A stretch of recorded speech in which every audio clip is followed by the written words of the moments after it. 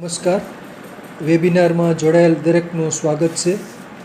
આજે ગિરનારી મંડળનો webinar number 704 વક્તા છે અમદાવાદના ડૉક્ટર જયંત પુરોહિત સાહેબ, જેઓ આપણને આયુર્વેદની દૃષ્ટિએ માનસિક રોગો અને સારવાર ભાગ 3માં માનસિક રોગો અને સારવાર વિશે વધુ માહિતી આપશે.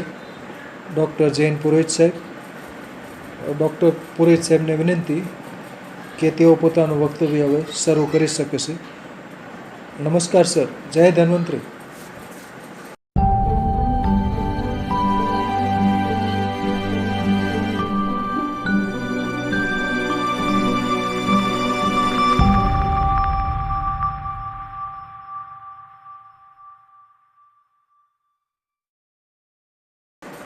નમસ્કાર સર. જય ધન્વંતરી. માનસિક રોગ વિશે આગળના બે વેબિનારમાં, પહેલા વેબિનારમાં આપણે ઉન્માદ રોગ વિશે, જે આપણા શાસ્ત્રોમાં વર્ણન છે તેના વિશે વાતો કરી. ત્યારબાદ ભાગ 2માં આજના સમયના અપડેટ સ્વરૂપે એવા પ્રકરણોને કારણે માણસને ચિત્તભ્રમ થતું હોય છે, માનસિક રોગ થતા હોય છે. આ વખતે આપણે ખાસ કરીને સમજવાની વાતો થોડી કરીશું અને ચિકિત્સા વિશે વાતો કરીશું. પણ મુખ્યત્વે આ રોગની અંદર સાંત્વન અને પ્રેમ, આ બે વસ્તુ છે ને એની મુખ્ય ચિકિત્સા છે. તે વિશે વાતો કરતા પહેલા માં વનસ્પતિને આપણે વંદના કરીએ. ઓમ આયુર્વેદા,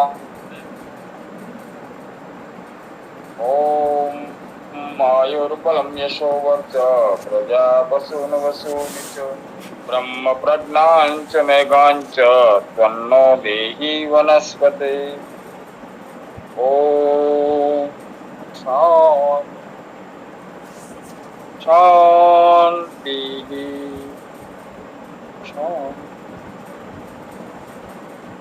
શાસ્ત્રના નિયમ પ્રમાણે ઉન્માદ મુખ્યત્વે 6 રોગ કહેલો છે. ઉન્માદાશત તમારચ્યતા શ્રી ભીરદોર્ષ શ્રેયશ્ચ તે સનિપાતા દ્રિષાજ્ઞે ષષ્ઠ દુઃખેન ચેતસ.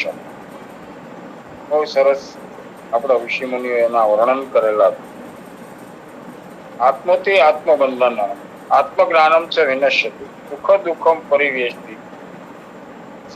સર્વ દુઃખોન વિનશ્યતિ. તો આપણા ઋષિ મુનિઓએ સુખ અને દુઃખની વ્યાખ્યા જે કરેલી છે એને ભૂલી અને આપણે ભૌતિક વસ્તુને સુખ માનતા હતા અને ભૌતિક સુખ ન મળવાથી દુઃખી થવા લાગ્યા. પણ શાસ્ત્રએ બહુ સરસ આપણને એક વાત સમજાવેલી. નિરોગીતા એટલે શું? પૈસો ગમે તેટલો હોય, તંદુરસ્તી ના હોય તો, એટલે તંદુરસ્તી નિરોગીતાને સુખ કહ્યું છે અને રોગને દુઃખ કહ્યું છે. આત્મથી આત્મબંધાનમ આત્મજ્ઞાન જ વિનશ્યતિ. આત્મજ્ઞાનથી માણસ એમાંથી પાછો બહાર નીકળી જાય છે અને સુખ અને દુઃખ માટે થઈ અને પોતાના શરીરની કાળજી લેતો થાય, શરીરને સાચવતો જ રહે, ક્યારેય કોઈ રોગ ના આવે ત્યાં સુધી માણસ સુખી જીવન એને ગણાય છે. એટલે જ આપણે પાણી પેલા પાર બાંધવી. રોગો થાય જ શા માટે? કોઈ પણ રોગ હોય, આજે આપણો વિષય છે ચિત્તભ્રમ ઉન્માદ રોગ, પણ રોગો થવાનું મુખ્ય કારણોને જ આપણે સમજી નથી શકતા. ઘણા વખતથી હું કહું છું, 2 વસ્તુ માણસ જીવનમાં અપનાવી લે ને, એક તાત્ય આહાર, શુદ્ધ આહાર, અને બીજું એક્સરસાઇઝ. પરસેવો પાડે, પૃથ્વીને પરસેવો પ્રણામ કરે, આટલી માણસ મહેનત કરતો હોય એને ક્યારેય કોઈ રોગો જલ્દી આવતા નથી. ને આવે છે એ કેવા રોગો હોય છે? હવામાનથી આવેલા, હવા અને પાણી, 2 વસ્તુથી, વાયરાથી જે રોગો આવેલા હોય, કુદરતી રીતે જ રોગો પેલા મટી જતા હતા. આપણે ક્યાં એટલા દવાખાના હતા ને આપણે ક્યાં એટલા ડોક્ટરો હતા? ત્યારે આપણે એક તંદુરસ્ત જીવન જીવતા. તંદુરસ્તી હણાય શેનાથી? આ એક અત્યારે આ વાત કરવા પાછળનું મુખ્ય કારણ એ જ છે કે કોઈ પણ અત્યાર સુધીના કોઈ પણ નો વેબિનાર હોય, ઇવન અત્યારે આપણે 704 વેબિનાર સુધી પહોંચ્યા, તો કોઈ પણ વેબિનાર હશે, ધાર્મિક હોય તોય ભલે, અને આયુર્વેદ ઉપર હોય તોય ભલે, ને વનસ્પતિ ઉપર આદરણીય મિતાલિયા સાહેબ નો હોય, હરેક વસ્તુની અંદર એ વનસ્પતિનો દાખલા તરીકે હોય તો એ વાત પિત્ત અને કફ ત્રણના દોષોને દૂર કરવા વાળી હોય. કોઈ પૌષ્ટિક આહાર તરીકે હોય તો પૌષ્ટિક આહાર તમે લો એટલે એ પણ વાતનું સમન કરે, રક્તપિત્તનો નાશ કરે. દાખલા તરીકે શતાવરી, અશ્વગંધા, વિદારીકંદા બધા રક્તપિત્તનો નાશ કરે. તો જેટલી આપણી વનસ્પતિઓ છે એને અનુસંધાને રોગ તો ત્રણો જ વસ્તુથી થાય. એટલે એ મેન વાત એ છે કે અત્યાર સુધીના વેબિનારમાં જ્યારે બી વેબિનાર હોય તેમાં શું આવે? વાતથી આ રોગ થાય, પિત્તથી આ રોગ થાય અને કફથી આ રોગ. આપણે અત્યાર સુધીના જેટલાય વેબિનારની અંદર નજર કરીએ તો 3 દોષને જ મુખ્ય ઠેરવવામાં આવ્યા છે. અને ચોથું મૂળ 5 દોષ, ચોથો દોષ છે ઈ ત્રિદોષ છે, અને પાંચમો છે ઈ રોગજન્ય હોય, કૃમિજન્ય હોય. ચિત્તભ્રમ છે તો મનુષ્યને દુઃખ થવાથી થયેલું ચિત્તભ્રમ, આજના વિષયની વાત કરીએ. બાકી હૃદય રોગ હોય તો એમાં છેલ્લે કૃમિજન્ય પાંચમો રોગ હોય છે. માથાના ENT, નાક, કાન અને ગળું, તો એની અંદર આપણે જેટલી ચર્ચાઓ કરી છે એમાં પણ 3 વસ્તુને જ પ્રાધાન્યતા આપવામાં આવે: વાત, પિત્ત અને કફ. વાત, પિત્ત અને કફનું બેલેન્સ કઈ રીતે રહે? તો કે ઋષિ પરંપરા પ્રમાણેનો ખોરાક લેવાથી. ઋષિ પરંપરાનો ખોરાક ક્યાંથી મળે? તો ગિરનારી મંડળના વેબિનારોમાંથી. તમામ વૈદ્યો આ વિષય ઉપર ચર્ચા કરતા જ હોય છે, અથવા તો નેટ ઉપરથી પણ મળે. પણ આપણે જે આપણા આદરણીય બધા જ આપણા વૈદ્યશ્રીઓ જે સમજણ પૂર્વકના સ્વાનુભૂત પ્રયોગો આપે છે, એ બધા પ્રયોગો જનરલમાં નથી હોતા. તો જીવનને 2 વસ્તુ તમે વ્યવસ્થિત આપો ને તો કોઈ રોગો થતા જ નથી. 2 વસ્તુ એટલે એક મહેનત અને બીજું સાત્ય આહાર, સાત્વિક આહાર, વિરુદ્ધ ન હોય એવો આહાર. શાસ્ત્ર તો ત્યાં સુધી કહે છે કે માણસ જે ખેતી કામ કરતા, અતિશય એટલે ખેતી કામ કરતા હોય, ભઠ્ઠીમાં કામ કરતા હોય, મજદૂર તરીકેનું જે હાથશાળમાં કે શાળમાં એટલે કે આ કાપડ વણવાની મિલોમાં કામ કરતા હોય, જે લોકો મહેનતથી કામ કરવા વાળા છે એને ક્યારેય વિરુદ્ધ આહાર નથી નડ્યો. મહેનતથી કામ કરવા વાળાને રાત્રિ આહાર ક્યારેય નડ્યો નથી. જે લોકોની રાત પાડી હોય એ આ જ ટાઈપનો આહાર લેતા હોય. અને આ રોગની અંદર પણ શાસ્ત્રની દ્રષ્ટિએ તો આપણે એક જ વસ્તુ કહેવામાં આવી છે કે ભાઈ તીખા, તળેલા આવા પદાર્થો ઉન્માદ રોગની અંદરનો ત્યાગ કરવો. મુખ્યત્વે બચ્ચાદીગણ, માલ કાકણી ને સારસ્વત ચૂર્ણ અને બ્રાહ્મી ને શંખપુષ્પી મુખ્ય આ રોગની દવા હરડેને બતાવવામાં આવી છે. હરિત્યાદિ રસ અથવા હરિત્યાદિ વાત, અથવા તો હરડેનું સેવન જો માણસ કાયમી માટે કરે. હરડે વિશે તો શું કહું? તતો ગ્રહે નતો માતા, તતો માતા હરિતકી. જે બાળકની માતા મરી ગઈ હોય ને એનું બાળકનું જીવનનું પોષણ પણ હરડે આપે. એ જ હરડેને ઉન્માદ રોગની અંદર મુખ્ય ગણવામાં આવી. બોલો, આપણે ક્યાંથી ક્યાં જઈશું? ક્યાંક શું વિચારશું? Easily treatment. શિયાળામાં ગોળ સાથે, ઉનાળામાં સાકર સાથે અને ચોમાસામાં મધ સાથે. જે લોકો મધ અથવા સૂંઠની સાથે અથવા આદુ ને મધના રસ સાથે હરડેનું સેવન કરે, શાસ્ત્ર તો 500 વર્ષ જીવવાનું કે 500 ની જગ્યાએ આપણે 50 વર્ષે સારું જિંદગી જીવીએ ને, સમજણ પછીની 20 વર્ષ પછીની, તો પણ એ હરડે આપણને સારું જીવન બક્ષી શકે. અને સારું જીવનની અંદરથી જ આપણો વિકાસ અને આપણું જે શરીરનું બંધારણની જે ચિકિત્સાઓ છે એનો આપણે આશરો નથી લેવો પડતો. તો ઉન્માદ રોગ વિશે આપણે આગળ આજે ચિત્તભ્રમ એની અંદર તે મુખ્યત્વે તો બચ્ચાદીગણની વાત કરી છે, પણ સાથે સાથે આપણા શાસ્ત્રએ આ રોગની સાથે બહુ એક મહત્વની વાત મૂકેલી છે, અને એ એટલે બાળક કે મોટું જેને સામાન્ય આ વસ્તુની અસર આવી જાય, અથવા એક ઘરની અંદર બે બાળક હોય ને, એક તોફાની અગ્રેસિવ હોય, એનું મૂળ કારણ જાણીએ ને તો આપણને ખબર પડે કે મૂળ કારણની અંદર એ બાળકને ખાસ કરીને એને કોઈ પણ પ્રકારનો એક અસંતોષ હોય. એક બાળક વધારે હસતું હોય, બોલતું હોય તો આપણે એની હારે વધારે વાતો કરીએ, એક બાળક ઓછું બોલતું હોય તેની હારે ઓછું વાતો કરીએ, પણ એની હારે ઓછી વાતો કરીએ એ એના બ્રેન ઉપર લઈ લે તો એમાંથી ઉન્માદિક બને. અને આવા તો ઘણા દાખલા ને ઘણા પિક્ચરો બનેલા છે, સત્ય ઘટનાઓ પણ ઘણી બધી બનેલી. તો વાત કરતી વખતે એક તો બે બાળકો હોય ત્યારે બચપણથી જ એના ઉછેરની અંદરની એક આ કાળજી મહત્વની ગણાય છે. આયુર્વેદ શાસ્ત્રની દ્રષ્ટિએ જેટલા ઉપચાર એપિલેપ્સીમાં બતાવવામાં આવ્યા છે, કોઈની પાસે પોતાના ઉપચારો હોય. ઘણી લખે આપણે વાય ગોથવું અને કઈ ફીટ આવી ગઈ, આવું ઘણું બધું કહેતા. એના ઘણા બધા પ્રકારથી લોકો એક સ્વાનુભૂત પ્રયોગથી, દાદીમાના વૈદામાં પણ આ વાયુના ઘણા બધા જોડો સુંગાડવો, ડુંગળી સુંગાડવી, ડુંગળીનું અંજન કરવું, આ બધી વાતો આપણે કરતા જ હોઈએ છીએ. તો એ જ ટ્રીટમેન્ટ વધારે પડતું પ્રાધાન્યતા આપણા ચિત્તભ્રમની અંદર આપવામાં આવે છે, કારણ કે ઉન્મત્ત વાયુ એનાથી જ આ ગોથવું અને વાય આવતું હોય છે. તો એના માટે થઈને ખાસ કરીને એનો પ્રયોગ બતાવ્યો છે. પછી નવસાર ને ચૂનો એકત્ર કરીને એક ડબ્બીમાં રાખ્યો હોય અને એ સુંઘાડવામાં આવે તો પણ ઉન્માદની અંદરથી માણસ બહાર તરત નીકળી જતો હોય છે.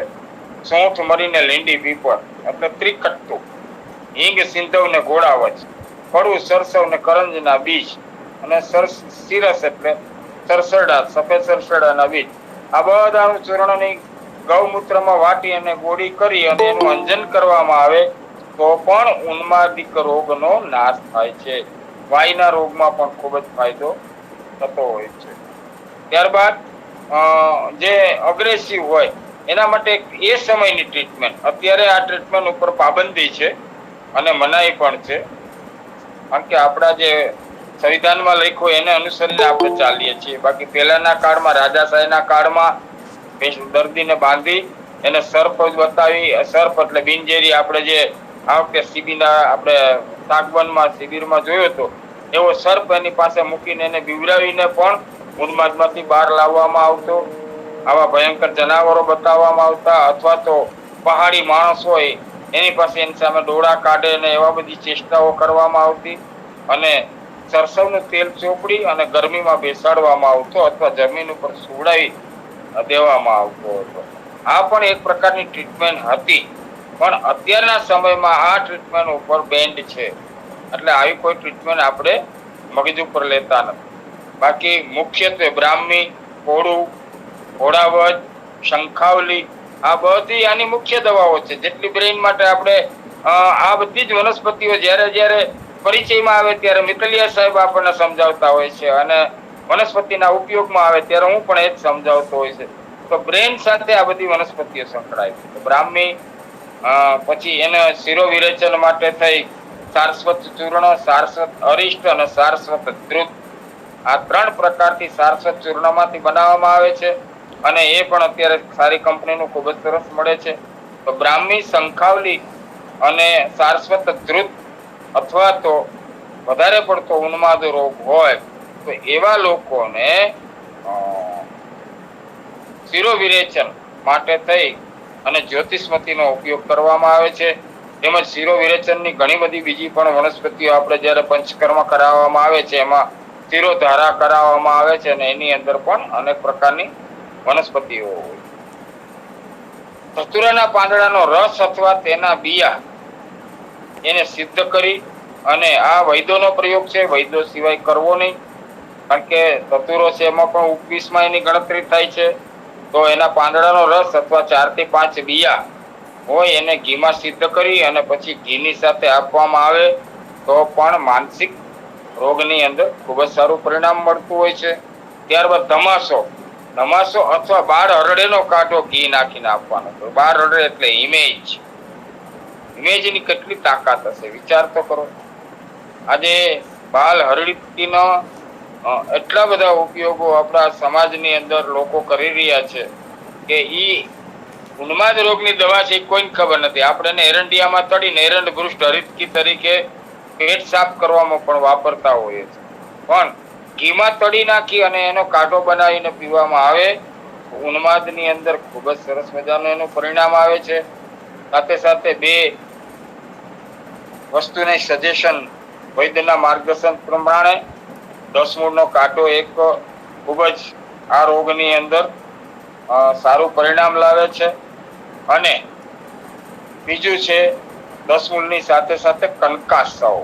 હમણાં જ આપણે વાત કરી ને ધતુરાના પાંદડા અથવા તો ધતુરાના બિયા કંઈ લેવાની જરૂર નથી રહેતી. અશ્વગંધા, કંકાસવ અને 10 મૂળા અરિષ્ટ ત્રણ લિક્વિડ ફોર્મમાં છે. આ ત્રણનું સમય પ્રમાણે રોગીને જોયા પછી જે આપણા વૈદ્ય હોય એ એમાંથી નક્કી કરી અને આમાંથી કોઈ પણ 2 અથવા 3 અથવા તો 1નો ઉપયોગ કરી અને એમાં ઉન્માદ રોગની અંદર સરસ પરિણામ મળે છે. એક છે 10 મૂળ, બીજું કંકાસવ અને ત્રીજી અશ્વગંધા. અશ્વગંધાથી જ ઉન્માદ રોગ થઈ પણ શકે છે અને અશ્વગંધાથી જ ઉન્માદ રોગમાંથી આપણે બહાર નીકળી શકીએ. આ છે એક વનસ્પતિની પરંપરા અને વનસ્પતિના ચમત્કાર. તો અશ્વગંધા પણ ઘી સાકર સાથે ચૂર્ણ લેવાનું કહ્યું છે. કંકાસવ છે એને સિદ્ધ કરેલો હોય છે. 1 ઢાંકણ કંકાસવ, 1 ઢાંકણ 10 મૂળા અરિષ્ટ, બેયની વચ્ચે 1 કલાકનો ગેપ રાખી અને અડધા કપ પાણીની અંદર 2 સમય સવાર સાંજ આપવામાં આવે તો ઉન્માદ, ગોથું, વાય આ બધાની અંદર માનસિક સામાન્ય રોગ, માનસિક એટલે સામાન્ય રોગ પણ બની શકે છે. કારણ કે 5 પ્રકારના ઉન્માદ તો ચરકે બતાવ્યા છે. માધવ નિદાનમાં જે રોગને લખ્યું છે કે આંખો બહુ લાલ હોય, બળ ક્રાંતિનો નાશ થયેલો, અત્યંત રાખ જેવો બની ગયો હોય, મોઢું કાળું પડી ગયું હોય, આવા દર્દીઓ છે એને બહુ સમજણપૂર્વક ટ્રીટમેન્ટ કરવી, નહીતર એમને કોઈ દેહનું ભાન રહેતું નથી, શુદ્ધિ પણ રહેતી નથી. આવી રીતે 5મા ઉન્માદની અંદર આપણને માધવ નિદાનમાં પણ કહ્યું છે. ચરકે પણ આ જ વસ્તુને માટે ખૂબ ભાર આપ્યો છે. ભૂતો ઉન્માદ ઉપર પણ એના 15 પ્રકારના ભેદ બતાવ્યા છે. પણ મુખ્યત્વે આપણે અહીંયા સામાન્ય ટ્રીટમેન્ટ અને સામાન્ય રોગ, કારણ કે જે આગળના જે આપણા ઋષિમુનિઓએ કહ્યા છે એવા ઉન્માદિક રોગોની શક્યતા અત્યારે છે, નથી એવું નથી, પણ ઓછું છે, એનું પ્રમાણ ઘટ્યું છે. અને બચપણથી જ આવું કોઈ સામાન્ય દેખાય લક્ષણો તો એની સારવાર પણ શરૂ કરી દેવામાં આવતી હોય છે. દુઃખની વાત એક છે અને સુખની છે, જે ગણો તે, પણ ઉન્માદ રોગની એક જ પ્રકારની ટેબ્લેટ માનસિક રોગના ડોક્ટરો સાયકિયાટ્રિક ટ્રીટમેન્ટ આપતા હોય એ લોકો લખી આપે છે અને એક જ ગોળી માણસ જીવે ત્યાં સુધી એને ખાવાની હોય છે અને એનાથી ઉન્માદ કંટ્રોલ રહે છે. પણ બીજા ઘણા બધા એની શું સાઈડ ઇફેક્ટ હોય એ મારો વિષય નથી, પણ એની ઘણી બધી સાઈડ ઇફેક્ટો હોય છે. જ્યારે આપણી દવાઓથી સાઈડ ઇફેક્ટને નાશ કરી શરીરની તંદુરસ્તી બક્ષે છે અને એક સરસ મજાનું માણસનું શરીર સારું રહે અને ધીમે ધીમે એ રોગથી મુક્ત થાય. તો ગ્રંથકારોએ આપણને બહુ સરસ મજાના પ્રયોગો આપ્યા છે. રાસના દીકવાત, રાસનાનું નામ આવે એટલે રાસના એટલે આપણે એક જ વસ્તુની તરત જ ધ્યાન જાય કે ભાઈ રાસના એટલે વાની દવા, આમવાત હોય કે રક્તવાત હોય કે અસ્થિવાત હોય એમાં રાસના વપરાય. પણ એકને એક વનસ્પતિના અનેક જગ્યાએ એના પ્રયોગ આપણા ઋષિમુનિઓ આપણને આપતા ગયા છે. તો રાસના 2 ગ્રામ,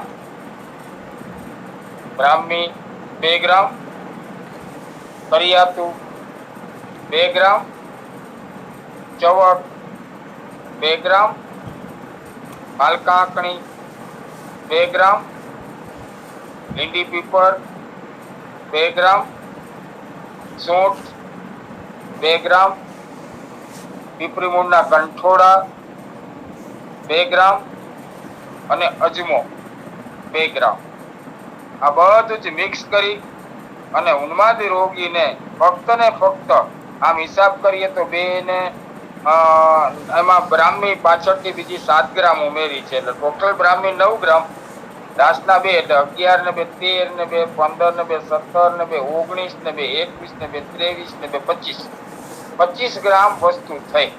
આ 25 ગ્રામ વસ્તુના 7 પડીકા આપણે બનાવવાના, એટલે 7 ચોક ને 28 એટલે 3.5 ગ્રામ, 4.5 ગ્રામનું એક પડીકું છે. એવા 7 પડીકા બનાવી અને એક પડીકું દરરોજ અડધા લીટર પાણીની અંદર ઉકાળી અને 50 ગ્રામ બાકી રહે ત્યારે ઉતારી અને ગાળીને આપવામાં આવે તો ઉન્માદ રોગ, ઉન્માદ એટલે ચિત્તભ્રમ અને માનસિકતા અત્યારના યુગ પ્રમાણે, એટલે આ પ્રયોગ તો જે બાળકની યાદશક્તિ ઓછી હોય, બાળક ભીરું એટલે કે ગભરાતું હોય, ખરાબ સપના જે બાળકને વધારે આવતા હોય, પછી બાળક પથારીમાં પેશાબ કરી જતું હોય આવા સપના જોયા પછી, અથવા તો એકાંતવાસની અંદર ખૂબ જ ગભરાયેલું રોતું હોય નાનું હોય ત્યારે, આવા મોટા થયેલા બાળકોને અને ખાસ કરીને અત્યારના સમયના જરૂરી છે, પણ 10th+2 ના સ્ટુડન્ટ્સ કે જેમને યાદશક્તિ ઓછી રહેતી હોય અથવા ભય હોય, તો આપણે ઘણી વખત આજના વિષયને અનુરૂપ જ વાતો કરી છે. આપણે ઘણી વખત સાંભળતા હોય કે પેપરમાં ઓછા ટકાવારી આવશે એની બીકે આત્મહત્યા કરી. આ પણ એક માનસિક રોગ છે. ઓછા પર્સેન્ટેજ આવ્યા પછી જે આત્મહત્યા કરે, સુસાઇડ કરે, એ પણ એક માનસિકતા જ છે. તો આવા આપણે છે ને ખરેખર તો 8-9 ભલે બાળક જે બને છે, મારો વિરોધ નથી, ડોક્ટર બને, એન્જિનિયર બનાવવા માટે આપણે કમર કસીએ તેમાં કંઈ ખોટું નથી, પણ એને છે ને પરીક્ષાના સમયે એક જ આશ્વાસન આપો, ભલે તું ફેલ થા તો ચિંતા નથી, ચિંતા ના કરીશ, તને કોઈ કઈ કહેશે નહીં. કારણ કે બાળકને આજે એક જ ભય, વધારેમાં વધારે આપણે ભય આપ્યો છે, એમાં માતા પિતા ખૂબ જવાબદાર. અને એમાંય જો બાળક ફેલ થાય તો બાળક ફેલ થયું એના કરતા એને શું કામ ફેલ થયું એનું કોઈ વિશ્લેષણ કે આપણે એનું કોઈ વિચાર કરતા જ નથી. આપણે એક જ વિચાર કરીએ, બાજુવાળા શું વિચારશે, આમનો બાબો ફેલ થયો કે આની બેબી ફેલ થઈ. બાજુવાળાને જે વિચારવું એ વિચારવા દો. તમારું બાળક શું બનવાનું છે, શું બનશે, એ એની સેકન્ડ ટ્રાય પછી નથી. અને ડિપેન્ડેડ ઓફ ધી ગોડ, માણસનું જીવન કેવું બનવું છે ને એના માટે આપણે આજે થોડી આધ્યાત્મિકતાની દ્રષ્ટિએ વિચારીએ ને તો એ ઈશ્વર જ નક્કી કરે કે એને શું બનવાનું. પણ આપણે આપણા સ્ટેટસમાં કામી ન આવે એટલા માટે બાળકને મુરઝાવી નાખીએ છીએ, એમાં જરાય અતિશયોક્તિ નથી. એટલે બધા જ ઘરમાં એવું ના હોય, કોઈ પેલું માણસને કોઈને દુઃખ ના થવું જોઈએ, પણ બાળકને પ્રેમ સાથે શિક્ષણ આપો. બાળકને કયા કયા તત્વની શરીરમાં જરૂર છે, જે બાળકને સવારે અને સાંજે તમે 2 પલાળેલી એક બદામથી શરૂઆત કરી અને થોડું મોટું થાય પછી 2, 5મા કે 6ઠા ધોરણથી બદામ, કાજુ, પિસ્તા, ચારોલી કસરત કરાવી અને આવો બધો સૂકો મેવો શિયાળામાં પાકશાસ્ત્ર એ કહ્યું છે તે એ પાક બધા આવું તમે થોડું, એ વધારે નહીં. આપણે શું કરીએ છીએ, બહેનોને ખાસ કરીને માફ કરે, પગે લાગુ છું, પણ પોતે મોબાઈલમાં મશગુલ હોય ને છોકરાઓ છે ને અત્યારે પાનના ગલા કે પાર્લર કે દુકાન ઉપરથી લઈ આવીને પડીકા ખાતા હોય, પછી આપણે એની પાસે પર્સન્ટેજની આશા રાખીને બેસીએ તો એ નહીવંત અને અતિશય જવાબદારી વિનાનું કામ છે. તો એવા સમયે પણ આ જે વનસ્પતિના 7 વનસ્પતિના જે પડીકા માટે વાત કરી, એનો પ્રયોગ જે બાળકને યાદશક્તિ ઓછી હોય, તંદુરસ્તી ઓછી હોય, મોઢામાં બહુ લાળ આવતી હોય, ઊંઘ વધારે આવતી હોય, એમાં પણ આ પ્રયોગ કરવામાં આવે. ફક્ત ચિત્તભ્રમ કે ગાંડું માણસ એના માટે જ બધી દવાઓ નથી હોતી. સંપૂર્ણ ગાંડા થયેલા તો અત્યારે ઘરેથી નીકળી ગયા પછી હાથમાં નથી આવતા, અને હરેક ગામની અંદર, હરેક સિટીમાં આપણને આવા લોકો જોવા મળતા હોય. એ તો હવે ટ્રીટમેન્ટ બહારનો પ્રશ્ન થઈ ગયો, પણ આપણા બાળકોની અંદર આવી પ્રકારની જે કોઈ પણ પ્રકારની શક્તિઓ ન રહે એને દૂર કરવા માટે થઈ અને આવા જો પ્રયોગો કરવામાં આવે તો ખૂબ જ સરસ પરિણામ મળતું હોય છે. અહીંયા અલગ અલગ વૈદ્યોએ પોતપોતાની રીતે અલગ અલગ પ્રયોગો પણ આપણને આપ્યા છે. બીજો પ્રયોગ આપ્યો છે કે ગાયનું ઘી. શું કામ આપણને આપણા ઋષિ મુનિઓએ દરરોજને માટે રોટલી ચોપડવામાં, દાળ ભાતમાં નાખવામાં, મિષ્ટાન બનાવવામાં, એના ઘૃત બનાવવા માટે શું કામ ઋષિ મુનિઓએ મહેનત ઉઠાવી હશે? વિચાર કરીએ તો આપણને ખ્યાલ આવે. આગળ પણ મેં વાત કરી સારસ્વત ધ્રુત ચિત્તભ્રમની દવા. તો અહીંયા બીજું રાખ્યું છે કે ઉન્માદ રોગીને 50 ગ્રામ જેટલું ઘી પણ સેજ ગરમ અને સામાન્ય ગરમ આવું ઘી 25 ગ્રામ અત્યારની કેપેસિટી પ્રમાણે અને હેલ્ધી અને સારું દેશકાળ ઋતુ પ્રમાણે સારું શરીર હોય તો 50 ગ્રામ જેટલું સામાન્ય ગરમ ઘી પીવડાવી અને 1 કલાક પછી ચતુરાના 5 દિયા શોધન કરેલા ખવડાવી અને ઉપર તાજું ગાયનું દૂધ પીવડાવવામાં આવે અને 3 કલાક પછી ભોજન કરાવવામાં આવે અને બપોરનો તાપ બહુ હોય ત્યારે શંખાવલીની બારીક ચટણી વાટી સાકર સાથે પાણીમાં મિલાવી અને ગાળી અને પીવડાવવું અને ભોજનમાં દૂધ અને ઘી વધારે આપવું.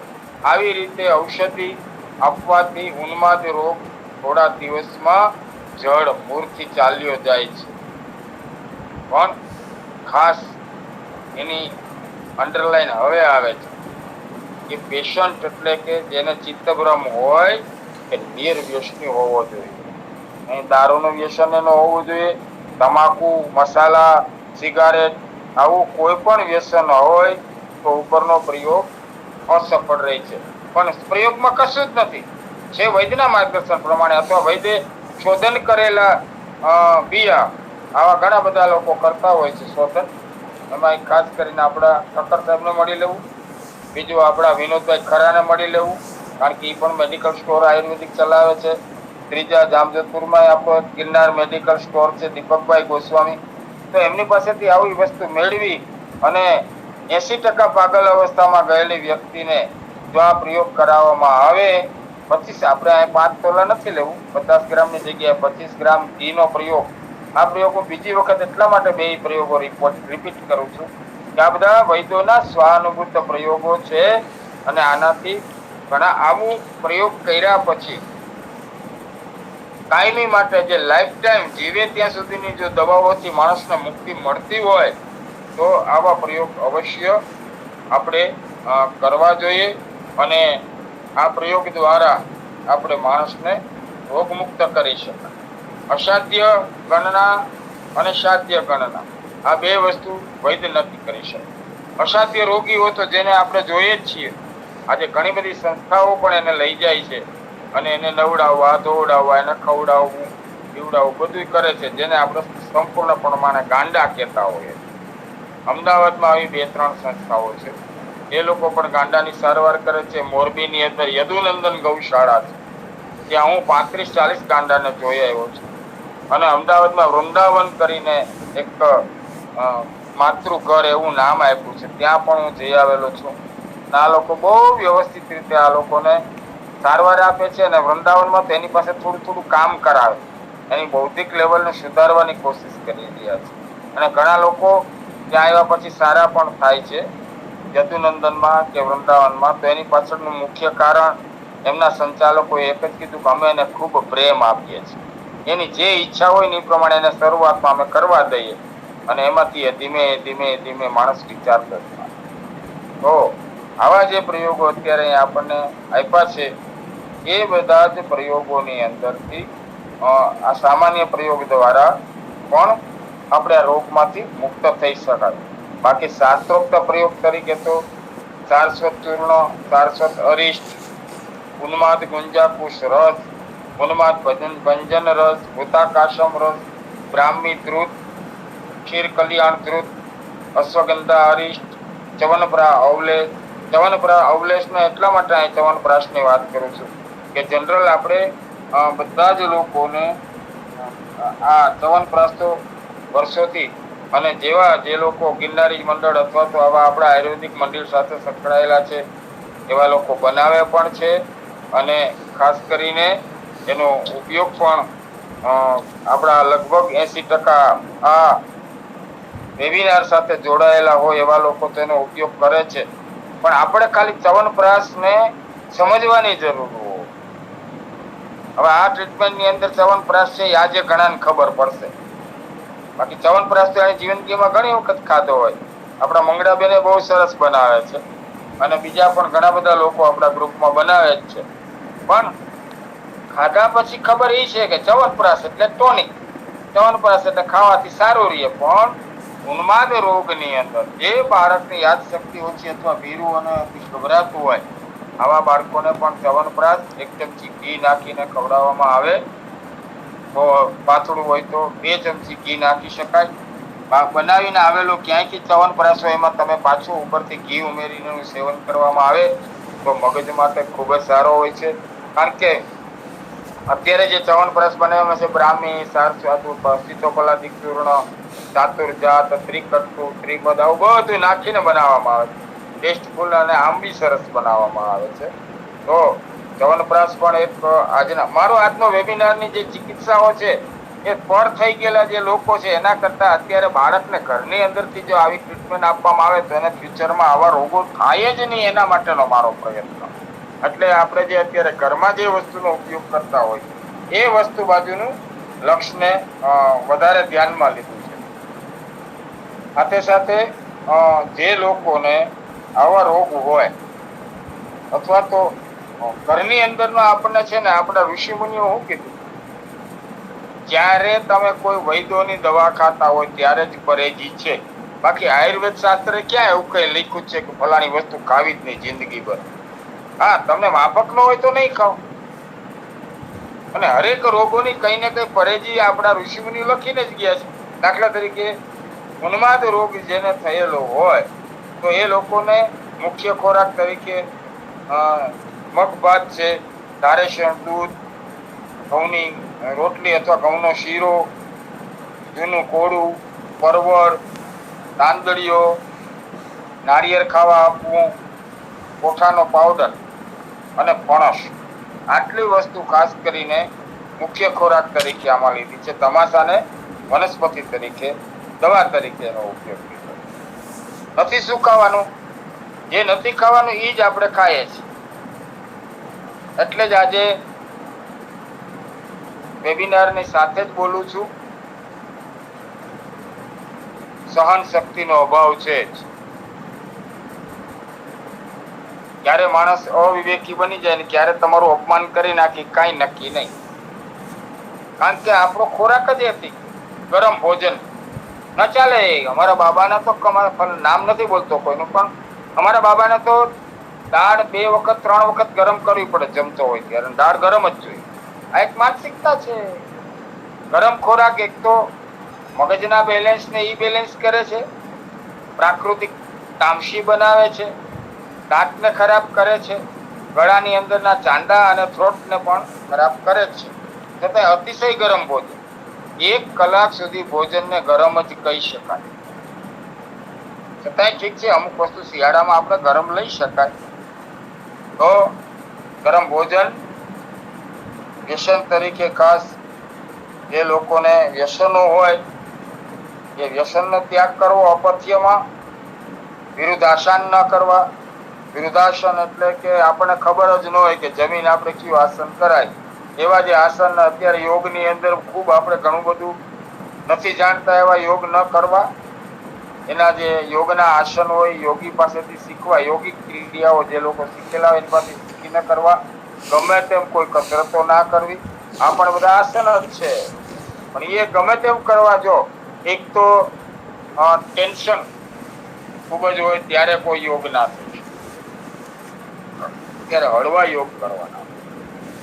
ત્યાર પછી ઉજાગરો હોય, કોઈ મરણના સમાચાર મળેલા હોય ત્યારે કોઈ અંગ કસરતો ના કરવી જોઈએ. નહીતર એના દુષ્પરિણામ આપણને જોવા મળતા હોય છે. વધારે પડતી નિદ્રા અને ક્ષુધા અને તૃષા આનો અવરોધ કરવો. ભૂખ લાગી હોય છતાંય જમવું નહીં અને તરસ લાગી હોય છતાંય પાણી પીવું. વધારે પડતો વ્યાયામ અને ઉન્માદ રોગની અંદર કારેલા અને ભાજીપાલાનો ખોરાક ઓછો આપણને. તો આ પ્રમાણેનો એમનો એક પ્રકારનો ખોરાકની પણ પ્રક્રિયા હોય છે, દવાની પણ પ્રક્રિયા હોય છે. પૂરતો માનસિક રોગ લાંબા સમયથી ચાલતો હોય કે માનસિક બીમારી તરીકે એને ગણના કરવામાં આવી, ત્યારે જે પ્રમાણે આપણે જે વાતો કરી છે એ પ્રમાણે જો કાળજીઓ લેવામાં ન આવે તો માણસ સંપૂર્ણ પ્રમાણે માનસિક રોગી બની જતો હોય છે. પૃથ્થકરણ કરવામાં આપણે રહી જતા હોય છે. વાસ્તવિકતાને આપણે સ્વીકારતા નથી. વાસ્તવિકતાને સ્વીકારવી જોઈએ કે ભાઈ ભારત નબળો છે તેને સ્વીકારો ને. આપણે સ્વીકારતા નથી. શું કામ? કાલ સવારે ભણશે નહીં, દીકરી કોણ આપશે, લગ્ન થશે કે નહીં થાય, આપણે માનસિક રોગી બની જાય છે બાળકો. એટલે ઘણી બધી વસ્તુને આપણે સ્વીકારતા નથી. એ આપણી કલ્પના, આપણે અમુક પ્રકારની કલ્પનામાં કેટલું સાચું છે એ આપણે જાણવા કરતા આપણે જે કઈ વિચાર્યું છે એ જ બધી સાચું. આપણી ભ્રમણા એ જ આપણી માન્યતા હોય છે, અને એ ભ્રમણા સાચી છે ને એવું આપણે વિચારવા માંડીએ છીએ. એમાંથી માનસિક રોગનો જન્મ થતો. માનસિક રોગમાં ભ્રમણા જેવા બધા માનસિક બીમારીના લક્ષણો આપણને પછી જોવા મળે. સ્મૃતિ ભ્રમ, આપણે કહીએ ને ભાઈ સ્મૃતિનો ભ્રમ થાય, સ્મૃતિ જતી રહે, અલ્ઝાઇમર. તો સ્મૃતિ ભ્રમ થવું નાની ઉંમરમાં, એટલે કે 40-42 વર્ષે આપણી જે સ્મૃતિ ઓછી થઈ જાય તો એ એક પ્રકારનો માનસિક રોગ જ છે, અલ્ઝાઇમર, જેને આપણે ઇંગ્લિશમાં કહીએ છીએ. સ્મૃતિ ભ્રંશ થવું અથવા સ્મૃતિનો ભ્રમ થવો. તો સ્મૃતિ ભ્રમ આપણે એક માનસિક બીમારીના કારણે થતો હોય છે. ત્યારબાદ ભ્રમણા, આપણે જે વિચાર્યું એ જ સાચું છે એવું વિચારી લેવાથી પણ આપણને આવા રોગો થતા હોય છે.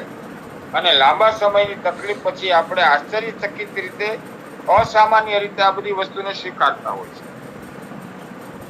ઘણી બધી એમની હકીકતો હોય છે, પણ મુખ્યત્વે નિદાન. તો નિદાન તો આપણે ઘરમાં કરી શકીએ છીએ.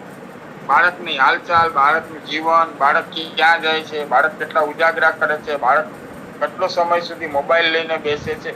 કારણ કે બાળક ઉપર એટલા માટે ભાર મૂકું છું કે આ જ યુવાન બને, અને આની જે બચપણની ટેવો કે કુટેવોને જો આપણે કંટ્રોલ નહીં કરીએ તો બાળકની અંદર અનેક પ્રકારના ઉન્માદ રોગ આવી શકે છે. એટલા માટે આ વાત અત્યારે હું અહીં કરી રહ્યો છું. આપણે જે એની ટ્રીટમેન્ટ હતી એના વિશે તો થોડી વાતો કરવાની કરી જ છે, પણ હજી બીમારીની આધુનિક યુગની દ્રષ્ટિએ, જેને ઇરોટોમેનિક કહેવામાં આવે, આ પ્રકારની માનસિક બીમારીથી પીડિત લોકો બીજી મહત્વની કે પ્રખ્યાત વ્યક્તિના પ્રેમમાં પડતી હોય છે. ઘણા લોકો નથી હીરો હિરોઈન સાથે બસ આ હીરો જ મારો, આનું ફેવરિટ, આનું પિક્ચર આવે એટલે મારે જોવું જ પડે, અને આવું એમનું વર્તન અસ્વાભાવિક રીતે થઈ જતું હોય છે. પછી એક ભવ્યતાની સાથે માણસ સંકળાઈ જતો, મૂલ્યવાન કે બુદ્ધિશાળી હોવાનો, વધારે પડતો પોતે શક્તિવાળો હોવાનો, અથવા તો વધારે જ્ઞાન પોતાની પાસે જ છે એવી પોતાની ઓળખ આપવાની પોતાને બહુ જ ઈચ્છા થતી. આ પણ એક માનસિક રોગ. બીજાની ઈર્ષા થવી એ પણ એક પ્રકારનો માનસિક રોગ છે. આપણા 44 પ્રકાર જે આપણા આયુર્વેદની અંદર આપણને પિત્તના બતાવ્યા છે ને, એમાં બીજાની ઈર્ષા કરવી એને પિત્ત સાથેનો રોગ ગણ્યો છે. અને એ ઈર્ષા જ્યારે સમૂહની અંદર જ્યારે વધારે પડતી બીજાની ઈર્ષા આપણે કરવા લાગીએ ત્યારે આપણે એક માનસિક રોગી બની જતા. તો આ પ્રકારના માનસિક બીમારીના વ્યક્તિ એવું માને છે કે તેની કે તેના અથવા પત્ની કે પેલા એમના પતિ, આ બેની ઉપરનો એક અવિશ્વાસ પેદા થતો છે.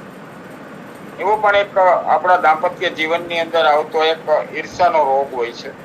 પત્નીને પતિની ઈર્ષા, અને પછી શંકાશીલ, મૂળ ઈર્ષા એટલે શંકાશીલ પ્રકૃતિના બની જતા હોય, અને શંકાશીલ, અનહદ શંકાશીલ પછી હકીકતમાં બદલાઈ જતી હોય. ક્યાં ગયા અથવા ક્યાં ગઈ હતી, અથવા તો એવી એમની હિલચાલ, અથવા તો ઓચિંતાનું કોઈ આપણે ન ઓળખતા એના સગા આવે અને બેન તરત જ હસીને વાત કરે તો આપણે તરત બીજું વિચારવા માંડી જાય. એટલે વ્યક્તિ બીજું વિચારવા માંડે, કોણ હશે, કેમ એના આમાં હસી હશે, કોણ છે, મારો મામાનો દીકરો, મારો ભાઈ છે. ત્યારે પાછું આપણું શંકાશીલ સ્વભાવમાંથી બહાર નીકળે, અરે આવો આવો, આપણે આવું બધું બોલતા હોય. આ પણ એક માનસિક રોગ છે, જેની અંદર શંકાશીલ માણસ વધારે બને, અવિશ્વાસુ બને. આ ગુણવત્તામાંથી પણ ધીમે ધીમે ધીમે ધીમે માણસ અતિશય જ્યારે શંકાશીલ બને ત્યારે વેમનું કોઈ ઓહડ નથી એવું આપણે આયુર્વેદમાં કહેવામાં આવે. અને એ વેમ જ્યારે ભયંકર સ્વરૂપ ધારણ કરે ત્યારે એમાંથી છૂટાછેડા જેવા કેસ સુધી માણસ પહોંચી જતો હોય છે, અને છૂટાછેડા નહીવંત રીતે થતા હોય છે. આ બધી વસ્તુમાં અજાણ્યા નંબર ઉપરથી ફોન આવવો, ઘણી બધી વસ્તુઓ છે. પછી એક બીમારીમાં માણસ જુલ્મીખોર બની જાય, જેને આપણે અગ્રેસિવ કહેતા હોય છે. અને આ અગ્રેસિવ વધારે પડતા અત્યારના યુગ પ્રમાણે, જેમ આપણને પરેજીમાં કહ્યું કે ભાઈ આને પરેજી તરીકે ચિત્તભ્રમની અંદર શું લેવાનું, તો કે ભાઈ ગરમ વસ્તુઓનો ત્યાગ કરવો, ગરમ ભોજનનો ત્યાગ કરવો, નિદ્રા, શુદ્ધા ને તૃષા, આનો ક્યારે અવરોધ ન કરવો, વધારે પડતો વ્યાયામ ન કરવો. અત્યારે ઘણા બધા છોકરાઓ જીમમાં જતા હોય છે, પણ વિવેક બુદ્ધિનો અવિવેક થઈ જતો હોય છે. અને આવા લોકો જ્યારે અતિશય શરીરમાં શક્તિશાળી બને ત્યારે એમાંથી જન્મખોર બને. જુલ્મીખોર બન્યા પછી ગમે તેને મારી લેવું, ગમે તેનું અપમાન કરી નાખવું, ગમે તે જગ્યાએ કોઈ પણ નુકસાન પહોંચે એવી રીતનો એની સાથે વ્યવહાર કરવો. અને આવા જુલ્મખોર વિચારધારાના 7 કે 5 કે 2 કે 3 નો સમૂહ પણ આપણને જોવા મળતો હોય છે, જેને આપણે કહીએ છીએ સેક્સ મેનાયર. તો જે બળાત્કાર કરવામાં, એક સામૂહિક બળાત્કાર કરવા વાળા લોકો જે હોય છે એ પણ એક માનસિક આવા જુલ્મખોરી, એટલે એને સેક્સ મેનાયક, સેક્સ મેનિયા, વિકૃત મેનાયક કહેવામાં આવતા હોય છે. આવા લોકો પણ આવા પ્રવૃત્તિ સાથે જોડાઈ જતા હોય છે. અને એમાંથી પછી ઘણા બધા ગુનાખોરીમાં પણ માણસ જતો રહેતો હોય છે, ઝઘડારું બની જતો હોય છે, તામસી પણ એનામાં આવી જતું હોય છે. આનો સ્ટેજ 2. પહેલા સ્ટેજમાં માણસ વધારે પડતો ઘાતકીનો જુલ્મખોર હોય. બીજા સ્ટેજમાં એટલે કે જે ઘરની અંદરનું વર્તન, ઘરમાં પણ આપણે અમુક વ્યક્તિને આવું સામાન્ય ચીડિયાપણું હોય ને, એને તમે વધારે બોલાવો એટલે તરત જ અવિવેકી વાતો ઉપર આવી જશે. હું મરી જઈશ, હું ઘરેથી ભાગી જઈશ, હું આમ કરી નાખીશ, હું તેમ કરી નાખીશ. જ્યારે ઠપકાના 2 શબ્દ કહેવામાં આવે ત્યારે પણ આવી સ્થિતિ બની જતી હોય છે. ત્યારે આ બધા જુલ્મખોરીની ગણનામાં આ બધા રોગો આપણા શરીરમાં આવતા હોય. એના માટે શું, તો ભાઈ જુલ્મખોરી માટેનું બેસ્ટમાં બેસ્ટ જો આપણને ઔષધ આપ્યું હોય તો, કારણ કે ગાયનું ઘી તામસી પ્રકૃતિમાંથી જો માણસને બહાર કાઢી શકે તો ગાયનું ઘી અને બીજી કાળી ઇમેજ ને ઘીમાં તળી અને વ્યવસ્થિત, અથવા તો અરંડિયામાં તળી અને એનું પેટ સાફ રહે અને 2 રીતે ઉપયોગી થાય. એને ગાયનું ઘી આપવામાં આવે, મીઠા પકવાન આપવામાં આવે, સતળ પદાર્થોનું સેવન, દૂધ એક માનસિક રોગની સરસ મજાની ટ્રીટમેન્ટ છે. દૂધીનો ખાલી આપણે ખમણી અને દૂધીનો હલવો બનાવીને ખવડાવવામાં આવે તો પણ માનસિક રોગમાં ખૂબ જ સરસ પરિણામ આપે છે. અને પહેલાના કાળમાં આ જે ઘણા બધા સંતો, અખાડાની અંદરના સાધુઓ જેને કહેવાય, અને પછી તો વસ્તી ચેતાઓ પણ નીકળી ગયેલા હોય, સાધુ હોય ને ના હોય એમાં આપણે બહુ નથી જવું. પણ જે લોકો ગંજેરી હોય અને વધારે પડતા ગાંજાની અંદર ધતુરાના બીથી જ ગાંડો સારો થાય, ને ધતુરાના બીથી જ માણસ ગાંડો થાય, ભાંગના બીથી માણસ ગાંડો થાય, ધતુરાથી માણસ ગાંડો થાય. આવી જે ગાંઠપણ એની અંદર આવી ગયેલું હોય, એની અંદર ઘીનો શીરો અને ઘી નો જે હમણાં પ્રયોગ આપણે બતાવ્યો એ પ્રયોગ, અને દૂધીને ખમણી અને માથા ઉપર બાંધવામાં આવે એટલે ધીમે ધીમે ધીમે ધીમે ધીમે માથાની ગરમી ઓછી થાય. નહીતર જ્યારે ઉન્માદિક રોગની ગણનામાં જ્યારે માણસ જ્યારે 3જા સ્ટેજમાં આવી જાય ત્યારે પછી એ છે ને, એને કઈ ભાન નથી રહેતું કે મારી સામે કોણ છે, કે એના માટે ઘડીક હસવું, ઘડીક બોલવું, ઘડીક અપશબ્દ બોલવા, ઘડીક રામાયણની ચોપાઈઓ બોલવી, ઘડીક પિક્ચરના ગીત બોલવા. આવા ઘણા બધા લોકોને આપણે સમૂહની અંદર જોતા જ હોઈએ. આ ઉન્માદ છે ને એ જુલ્મી ઉન્માદ જેને કહેવામાં આવતો હોય છે. અને આવા લોકો છે એ સમાજની અંદર ગમે તેવા કાર્ય ન કરે એટલા માટે એમાં એને દૂધી અને ઘી અને આ ગાંજો, તો આ જે લોકો સાધુ લોકો ગાંજો પીતા હોય છે, અંદર ત્રાંબાનો પૈસો મૂકે અને પછી ઘણું બધું નાખતા હોય છે ભાંગમાં, એને કારણે આવેલા ઉન્માદની બેસ્ટમાં બેસ્ટ સારવાર એટલે ગાયનું ઘી અને ઇમેજ. આ 2 વસ્તુને બહુ વ્યવસ્થિત રીતે એની ટ્રીટમેન્ટ આપવામાં આવે તો ઘરગથ્થુ ઉપચાર તરીકે દૂધી પણ એટલું સરસ કામ કરે છે. પછી બ્રાહ્મી શતાવરી આપણા ગ્રુપ માટે તો કોઈ સવાલ જ નથી, કારણ કે ગિરનારી મંડળના 704 વેબિનાર પૂરા થઈ ગયા છે. અને આવા વેબિનાર તો અનેક વાર આપણે એમને પણ રોગ વિના, આજે જે સ્પેશિયલ આપણે ચિત્તભ્રમ કે માનસિક રોગના વેબિનારની વ્યાખ્યા નહીં, પણ જનરલ તો આપણને બધાને ખબર હોય જ છે કે બ્રાહ્મી શતાવરી, શંખપુષ્પી, સારસ્વત ચૂર્ણ, સારસ્વત ધ્રુત, માલકાંકણી, આ બધી જ માનસિક રોગીઓની દવા છે, મગજની દવાઓ છે. એ તો એટલું આપણે જાણીએ છીએ, બસ બધા જ પાર્ટ અલગ પડ્યા છે.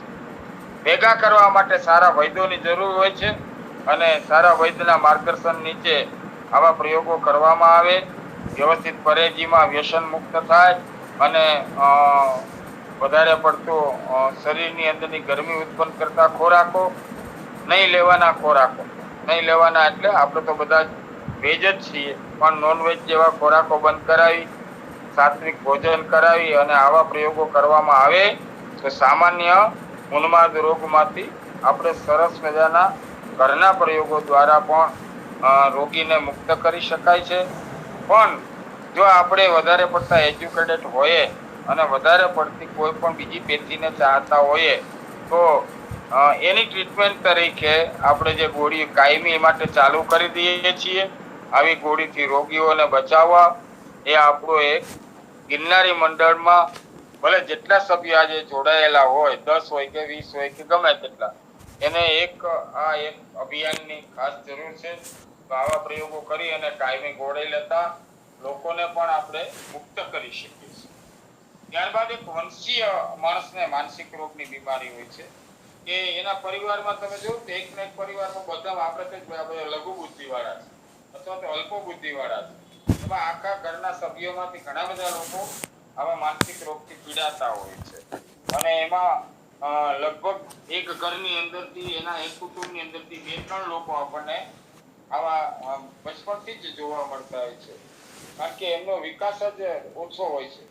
બીજા માનસિક રોગ સાથે એમને વિકસાવવાની બીમારીને પણ માતા પિતા દ્વારા બાળકોને મળતા હોય છે. એટલે વંશીય રીતે પણ જે આપણે કહીએ ને ભાઈ, જેનામાં જેટલી બુદ્ધિ હોય એટલી એના બાળકમાં આવે.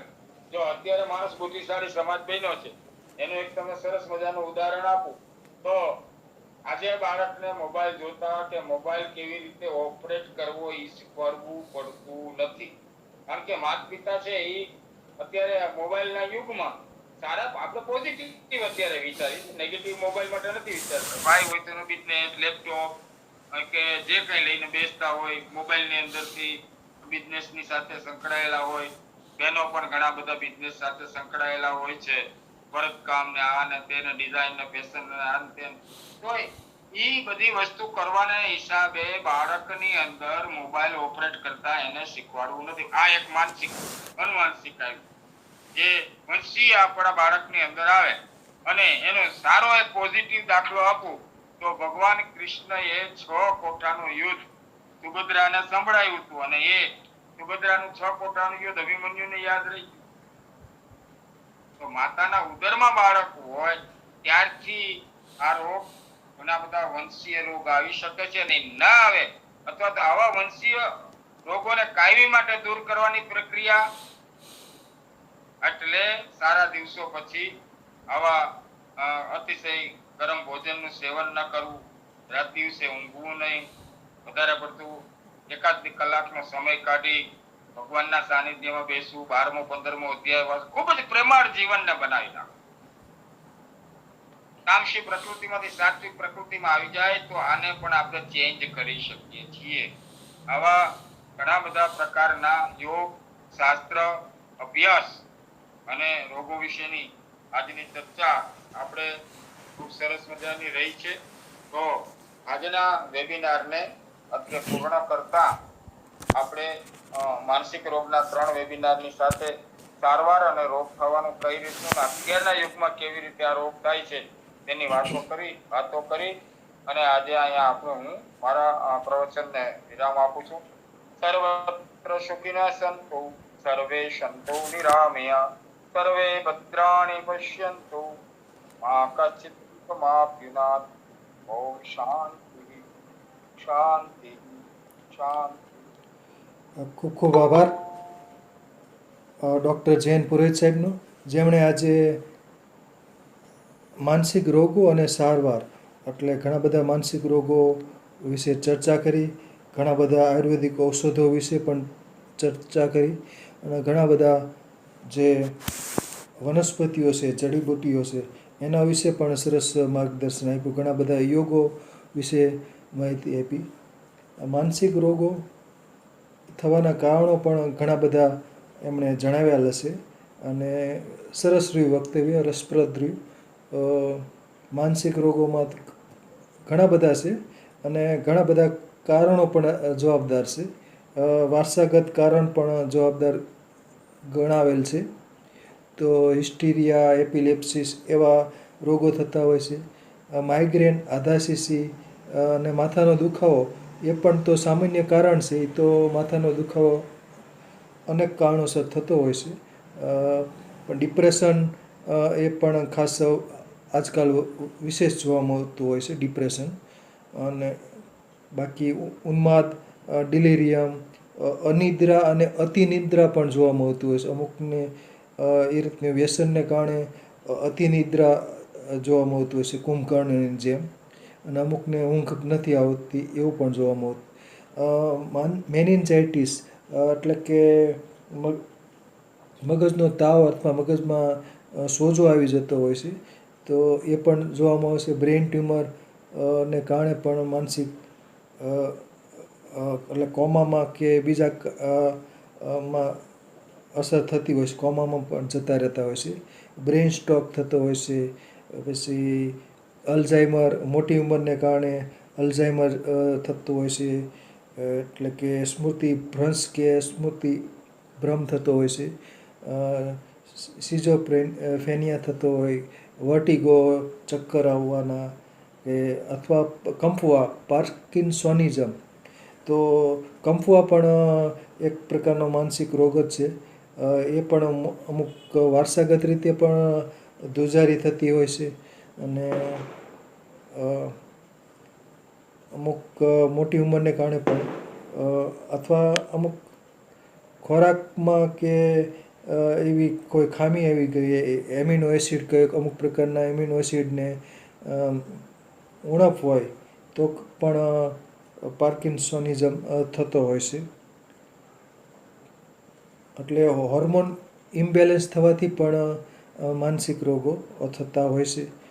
ખાસ કરીને જે પરીક્ષાનું ટેન્શનને કારણે પણ માનસિક રોગ થઈ જતા હોય છે. અને જે ચીડિયાપણું પણ અમુક જે આજકાલ એજ્યુકેશન વધ્યું છે, લગ્નની વય પણ સામાન્ય રીતે વધેલ છે. એટલે મોટી ઉંમરે સુધી લગ્ન ન થાય તો પણ ચીડિયાપણું થઈ જતું હોય અને માનસિક રોગનો ભોગ બનતા હોય છે. અને બાકી તો જે એચબીપી અને લો એલબીપી એટલે કે બ્લડ પ્રેશર ઊંચું ને નીચું થવાથી પણ અસર થતી હોય છે મગજ ઉપર. તો એ પણ મગજ ઉપર અસર થવાથી જ એચબીપી કે લો બીપી થતું હોય છે. એટલે કે ખોરાકની અસર પણ જોવા મળતી હોય છે. અનિદ્રા અને બીજા ઘણા બધા માનસિક રોગો છે. અને બાકી ઘણા બધા ઔષધ યોગો વિશે પણ ચર્ચા કરેલ છે. સારસ્વત કૃત, સારસ્વત અરિષ્ટ, સારસ્વત ચૂર્ણ અને દસમૂલ ને કંકાસવ ને એ બધા. અને બાકી ઘણી બધી વનસ્પતિઓ હિમેજ વિશે વાત કરી. હળે, માલકાંકણી, શંખપુષ્પી, બ્રાહ્મી, ત્રિકટુ, અશ્વગંધા, ધમાસો વગેરે. તો ખૂબ સરસ વક્તવ્ય રહ્યું. ખૂબ ખૂબ આભાર ડૉક્ટર જયંત પુરોહિત સાહેબનો. હવે ઠક્કર સાહેબને વિનંતી કે બે શબ્દો કહેશે.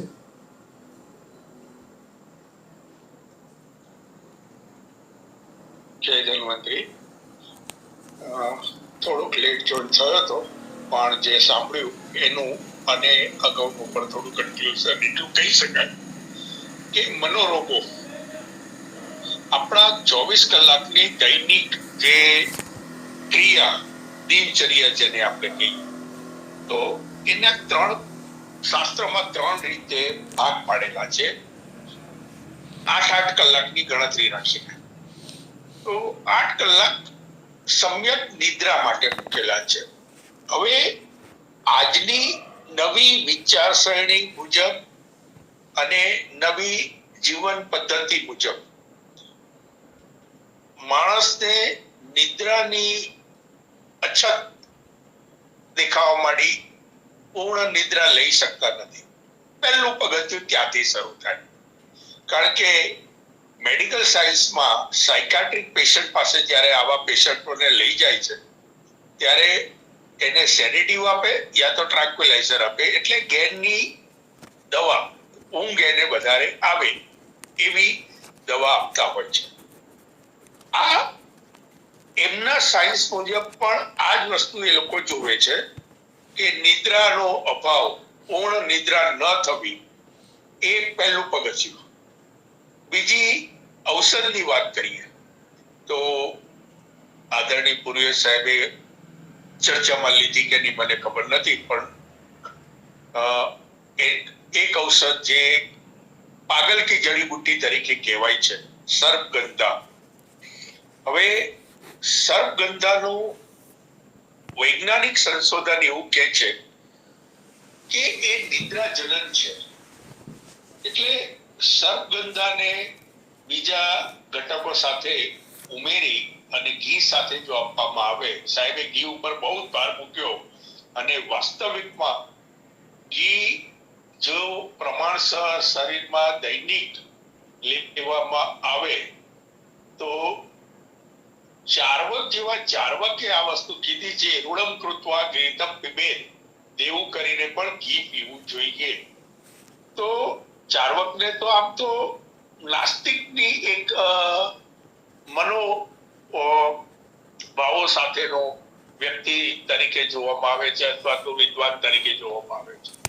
પણ એણે જયારે આવું કીધું હોય કે ઋણમ કૃત્વા ઘૃતમ પિબેત, અને બીજા બધા શાસ્ત્રોમાં તો ઘીનો મહિમા આપણને બહુ જ કહેવામાં આવ્યો છે. તો ઘી એ મનોરોગો ઉપર ઔષધની રીતે પ્રથમ છે, અને એમાંય સર્પગંધાની સાથે જો એનો પ્રયોગ કરવામાં આવે તો વિશેષ લાભ લઈ શકાય. પણ સર્પગંધાનો એક દુર્ગુણ છે એ સમજવા જેવું છે. એને લાંબો સમય વપરાય નહીં, નહીતર લાંબા સમય વાપરવાથી, લાંબો સમય એટલે 2 મહિનો 1.5 2 મહિના ચિકિત્સાના ભાગરૂપે લેવાય, પણ પછી એમ થાય કે ભાઈ આનાથી મને ઊંઘ આવે છે, બીપી કંટ્રોલ થાય છે, ફલાણો, આમાં બધા જે થોડા સારા પ્લસ પોઈન્ટ જોવા મળતા હોય, તો એને અમુક સમય પછી થોડા વખત માટે વિરામમાં લઈ અને પછી પુનઃ ચાલુ કરવું જોઈએ, નહીતર એની થોડી આડઅસર ચેતા તત્વો ઉપર જોવા મળે છે. અને એની સાથે સાહેબે કબૂલ કરીને કહું છું કે મેં અડધું સાંભળ્યું છે, અગાઉમાં પણ ઘણું બધું એમને કીધું હશે, પણ એક છે જટામાસી. તો જટામાસી પણ આવા દર્દીઓ ઉપર બહુ કારાગત વનસ્પતિ છે. પણ અને એક જે છે એ કિરમાણી અજમો, એની માત્રા પણ બહુ ઓછી લેવાની હોય છે.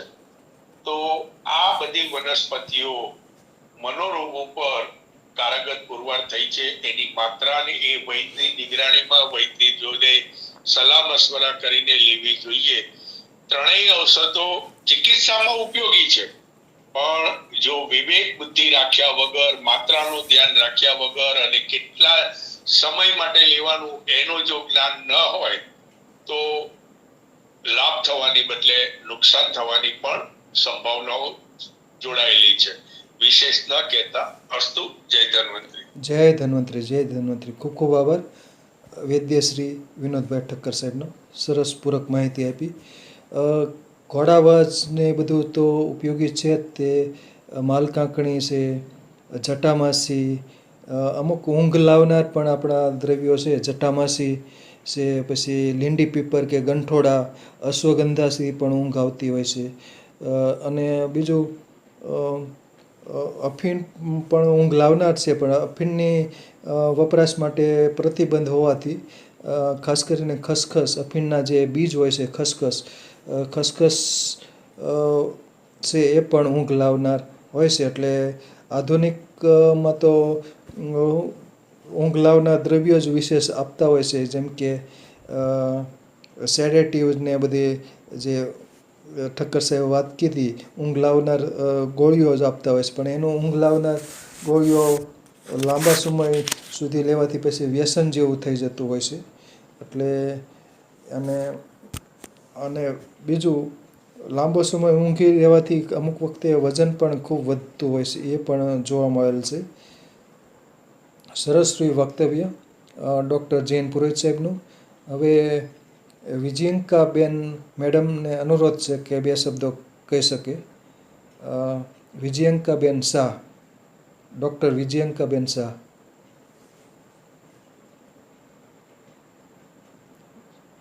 हाँ जी सर, નમસ્તે આપ સૌને. ખૂબ જ સારું રહ્યું આજનું સેમિનાર. લાસ્ટ ટાઈમ હું અટેન્ડ નહોતી કરી શકી. હમણાં જે અલગ અલગ ટાઈપના વધારે પડતા જે કેસીસ આવે છે એમાં બધા જ ટ્રાન્ક્વિલાઇઝર્સ, સિડેટિવ્સ આપીને અને ઘણા લાંબા સમય સુધી ને પછી એની બીજી બધી સાઈડ ઇફેક્ટ્સ પણ હોય જ છે. તો આ જે રીતના આખું સરનું ઘણું ડિટેલિંગમાં જે એમણે આખું શેર કર્યું, તો મને લાગે છે આ તો ખૂબ જ જરૂરી છે.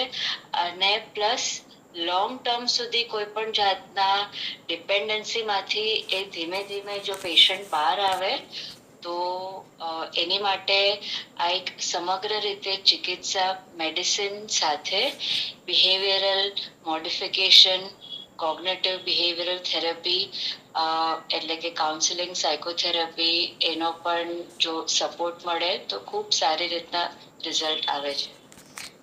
બસ આની સાથે જ થેન્ક યુ. અસ્તુ. સરસ, ખૂબ ખૂબ આભાર. સરસ રહ્યું વક્તવ્ય અને સરસ રહ્યું કોમેન્ટ અને પૂરક માહિતી. સરસ.